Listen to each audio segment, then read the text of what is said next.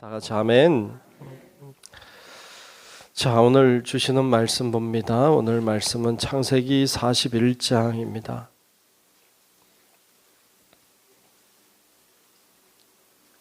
창세기 41장 1절부터 끝절까지 말씀 보겠습니다.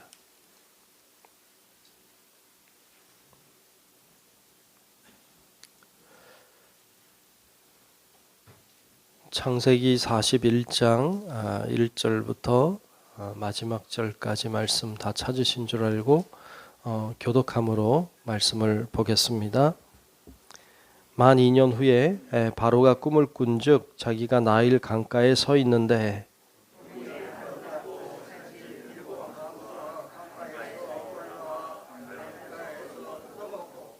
그 뒤에 또 흉하고 파리한 다른 7 암소가 나일 강가에서 올라와 그 소와 함께 나일 강가에 서 있더니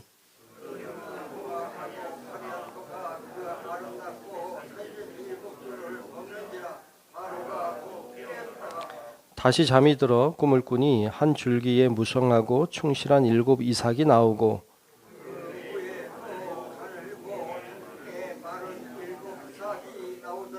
그 가는 7 이삭이 무성하고 충실한 7 이삭을 삼킨지라.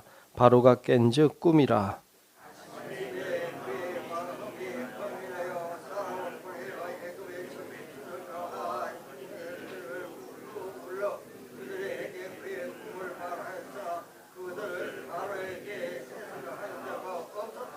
술 맡은 관원장이 바로에게 말하여 이르되 내가 오늘 내 죄를 기억하나이다.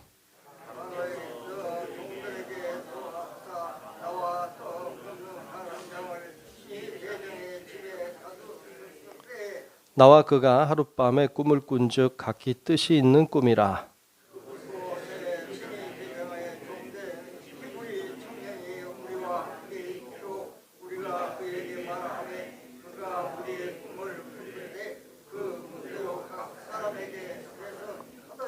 그 해석한 대로 되어 나는 복직되고 그는 매달렸나이다.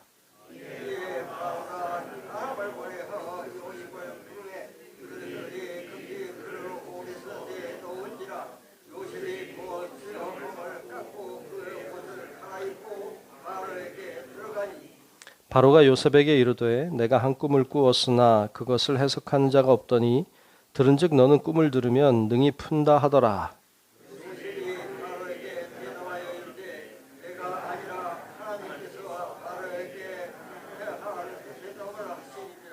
바로가 요셉에게 이르되 내가 꿈에 나일 강가에 서서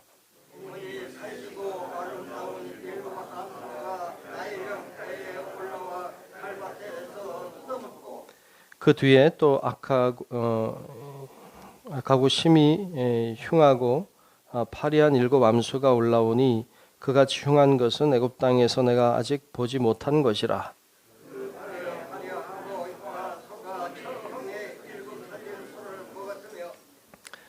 먹었으나 먹은 듯하지 아니하고 여전히 흉하더라. 내가 곧 깨었다가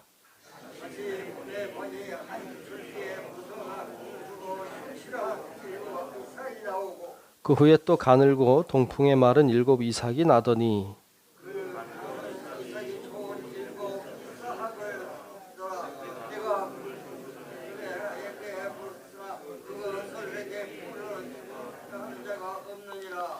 요셉이 바로에게 아뢰되 바로의 꿈은 하나라. 하나님이 그가 하실 일을 바로에게 보이심이니이다.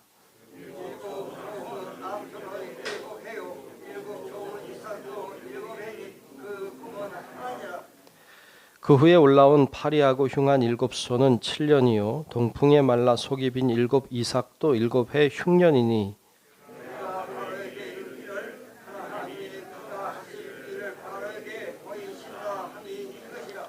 온 애굽 땅에 7해 큰 풍년이 있겠고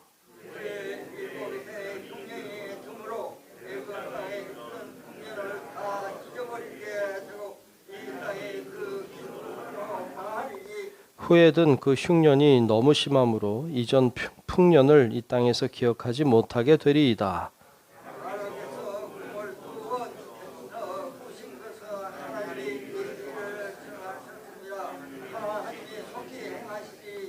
이제 바로께서는 명철하고 지혜 있는 사람을 택하여 애굽 땅을 다스리게 하시고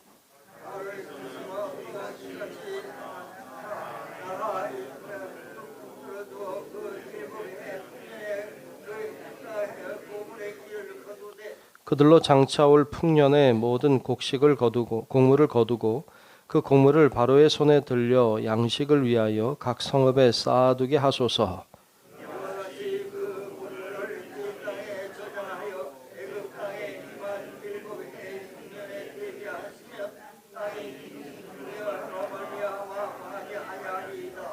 바로와 그의 모든 신하가 이 일을 좋게 여긴지라.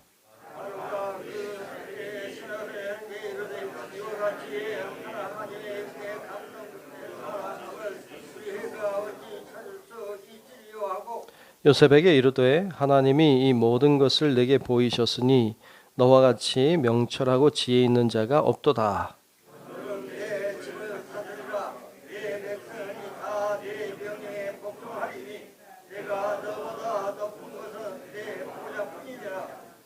바로가 또 요셉에게 이르되 내가 너를 애굽 온 땅의 총리가 되게 하노라 하고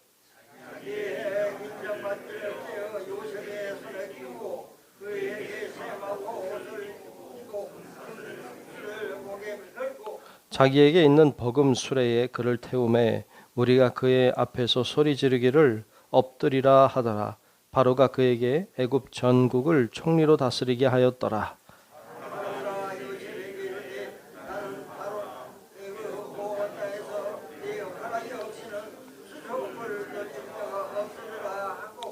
그가 요셉의 이름을 사분낫 바네아라고 하고 또 온의 제사장 보디베라의 딸 아스낫을 그에게 주어 아내로 삼게 하니라.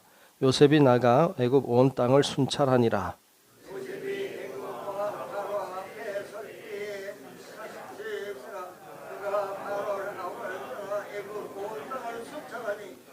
일곱 해 풍년에 토지 소출이 심히 많은지라.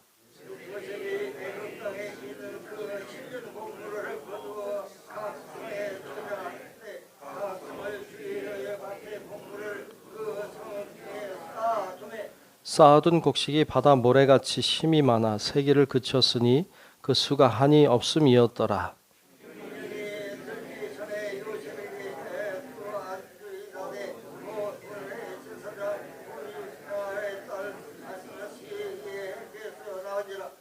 요셉이 그의 장남의 이름을 므낫세라 하였으니 하나님이 내게 내 모든 고난과 내 아버지의 온 집을 잊어버리게 하셨다 하미요.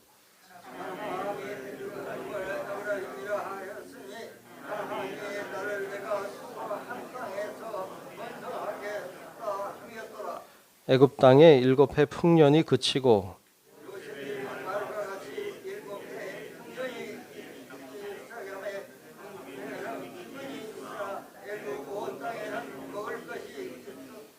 애굽 온 땅이 굶주림에 백성이 바로에게 부르짖어 양식을 구하는지라. 바로가 애굽 모든 백성에게 이르되 요셉에게 가서 그가 너희에게 이르는 대로 하라 하니라.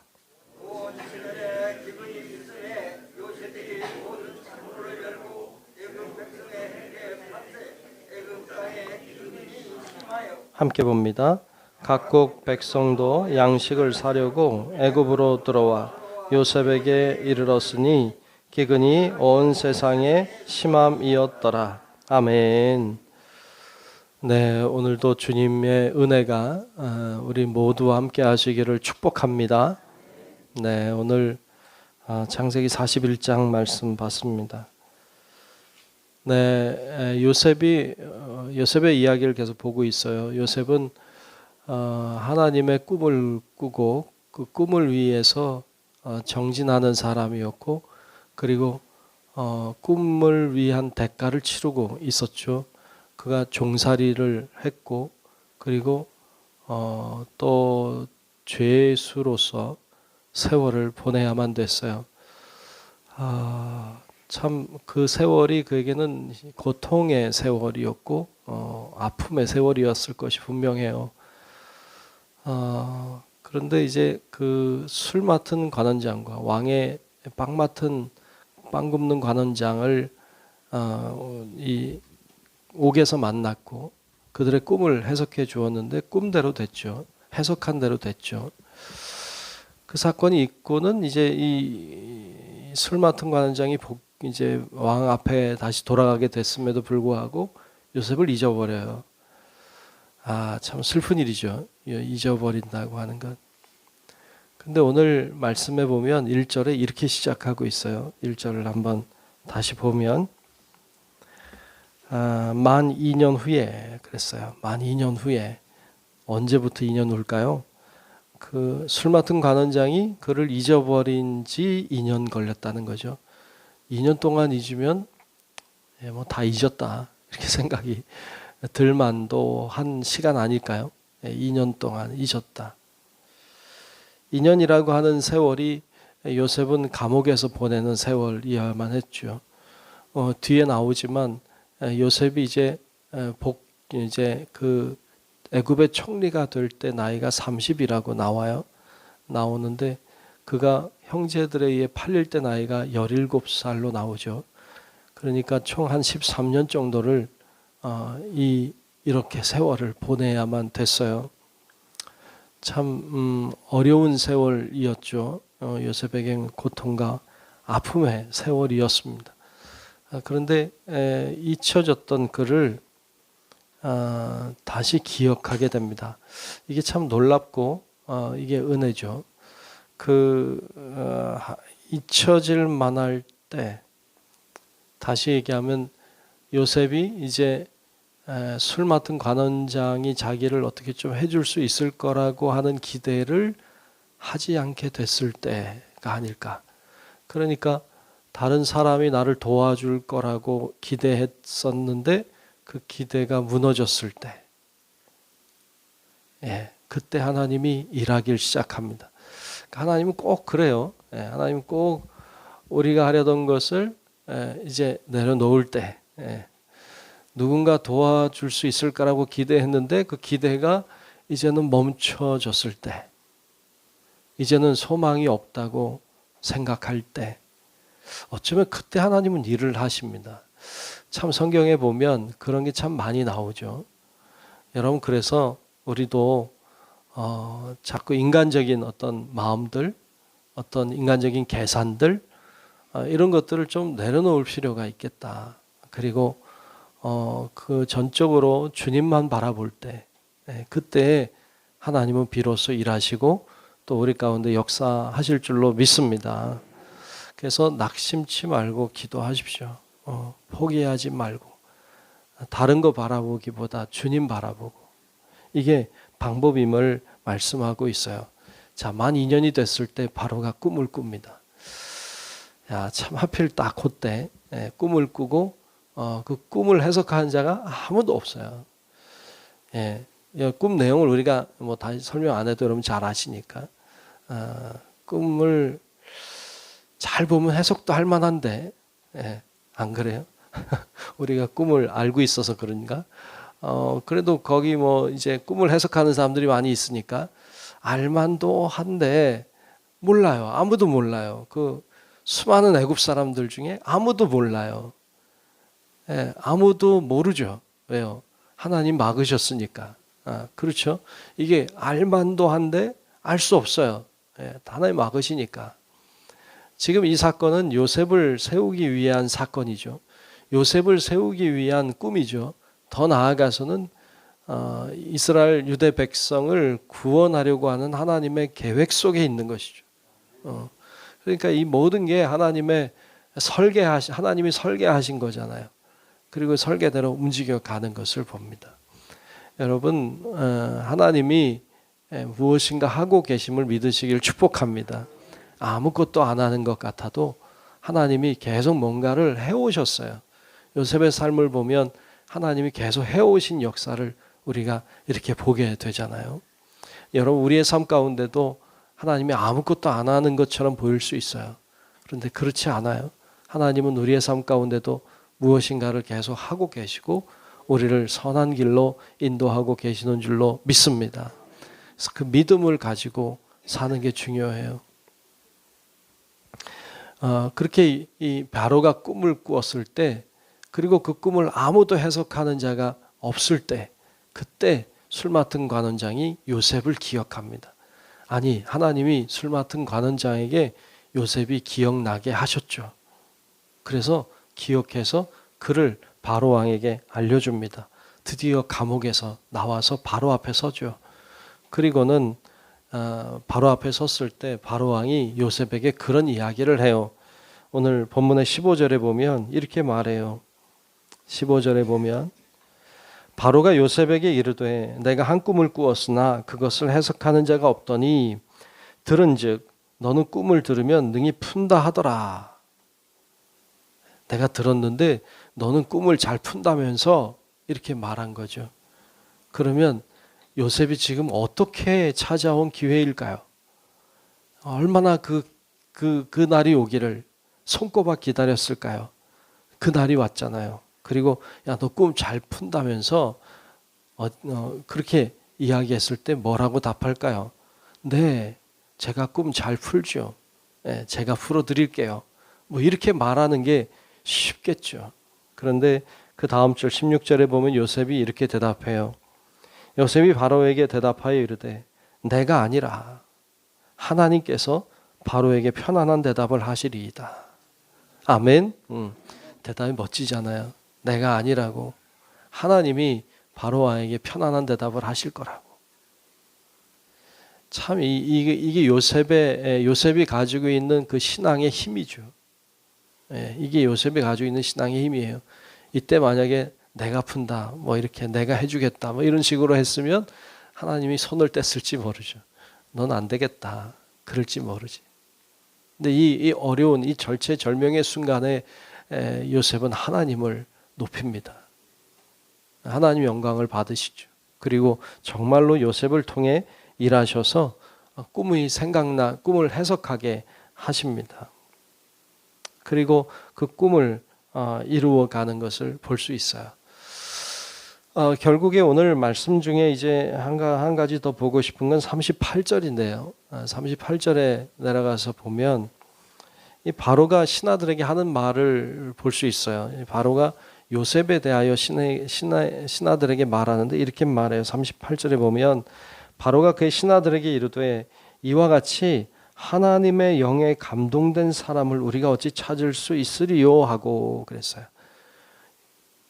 요셉은 꿈꾸는 자였죠. 그런데 바로는 이야기해요. 하나님의 영에 감동된 사람이다.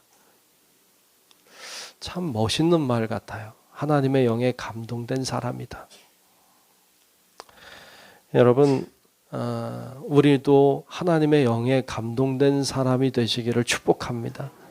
오늘 그 기도하면 좋겠어요. 하나님, 제가 주의 영에 감동된 사람 되게 해주십시오. 사람들이 나를 통해서 주님을 볼 수 있게 해주세요. 라고 오늘도 요셉처럼 되기를 기도하는 시간 되시기를 축복합니다. 주님이 우리 가운데 임재하셔서 우리가 주님의 영에 감동된 사람이 될 수만 있다면, 내가 하나님의 영에 감동된 성령으로 충만한 사람만 될 수 있다면 뭐가 두렵겠어요? 뭐가 문제겠어요? 뭐가 어렵겠어요? 하나님이 하실 텐데 말이죠. 여러분, 오늘도 우리가 하나님, 제가 주의 영에 감동된, 하나님의 영에 감동된 사람이 되게 하옵소서 하고 오늘도 기도하고 그 믿음으로 오늘도 사는 우리 모든 성도 여러분들이 되시기를 주님의 이름으로 축복합니다. 기도하겠습니다. 하나님, 오늘 요셉을 봤습니다. 요셉이 정말 자신이 영광을 취하지 아니하고 그 인내의 세월을 보낸 후에도 하나님을 높였던 모습, 그가 하나님의 영에 감동된 자로 인정받는, 그리고 그가 총리로 회복되고 세워지는 놀라운 모습을 보았습니다. 모든 일이 하나님이 하신 일인 줄로 믿습니다. 하나님, 저희들 가운데도 임재하셔서 하나님이 우리의 삶 속에도 역사하고 계심을 믿습니다. 좋은 길로, 선한 길로, 복된 길로 저희들을 인도하여 주시옵소서. 우리가 하나님의 영에 감동된 자가 되어 정말 하나님의 빛을 드러내게 하시고 주의 영광을 높이게 하시며 하나님의 손에 쓰임받도록 축복하여 주시옵소서. 오늘도 기도하며 나아갈 때 길이 열리게 하시고 기도하며 나아갈 때 소망이 생기게 하시고 하나님의 놀라운 역사를 보게 하여 주시옵소서. 오늘도 주님과 동행하는 삶이 되기를 간절히 소망하오며 살아계신 예수님 이름으로 간절히 기도하옵나이다. 아멘. 하늘에 계신 우리 아버지여, 이름이 거룩히 여김을 받으시오며 나라가 임하시오며 뜻이 하늘에서 이루어진 것 같이 땅에서도 이루어지이다. 오늘 우리에게 일용할 양식을 주시옵고 우리가 우리에게 죄 지은 자를 사하여 준 것 같이 우리 죄를 사하여 주시옵고 우리를 시험에 들게 하지 마시옵고 다만 악에서 구하시옵소서. 나라와 권세와 영광이 아버지께 영원히 있사옵나이다. 아멘.